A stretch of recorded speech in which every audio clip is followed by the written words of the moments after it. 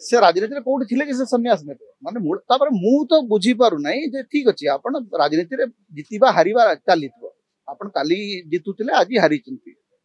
VK Pandian को राजनीतिक आयुष होची 6 मास 6 मास रा आयुष रे आपण आसी लोक को फेस काई करिवेनी आपण आपनकर दल तो एमिति गोटे हेई नहीं जे एकदम पूरा माने गोटिया जेमति वायएसआरपी जेमति गोटे मात्र आसन पाइची सेमति तो हेई नहीं आपनकर दल 40% वोट पाइची बीजेपी ठू अधिक वोट आपण पाइचंती विधानसभा रे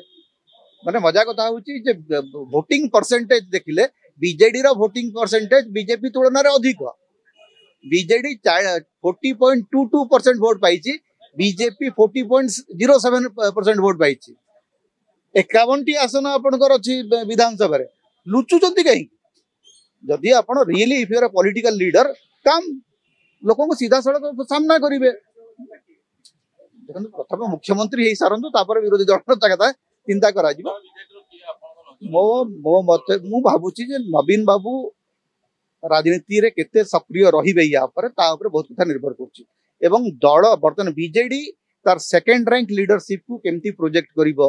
किए नेता हबो बड़ समस्या बिजु जनता दल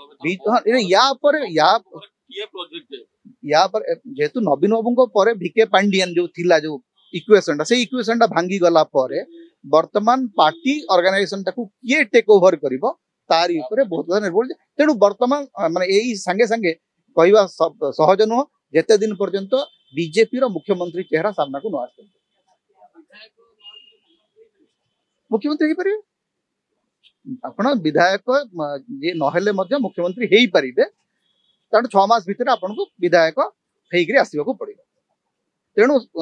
जे कहीं भी मुख्यमंत्री हेई परिबे किंतु गोटे कथा होउची वर्तमान जे पार्लियामेंट रे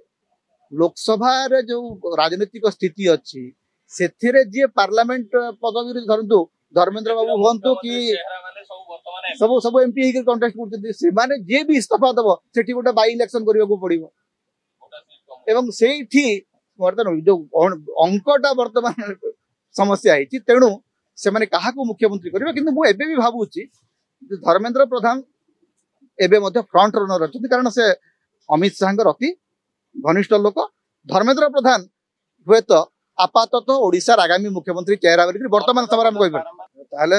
माने सुरेश सूर्यवंशी हेई पारंती इराशीष आचार्य हेई पारंती बहुत नुआ बहुत युवा नेतृत्व आछंती तंकर तेणु उपासना महापात्र भी हेई पारंती जदि जदि सेटा क्राइटेरिया हुए किंतु मु माने मते जदि कहिबे बीजेपी जेहेतु सबुठु अधिक पश्चिम ओडिशा रे सफलता पाइछि पश्चिम ओडिशा जड़े नेता को बीजेपी मुख्यमंत्री करबा उचित।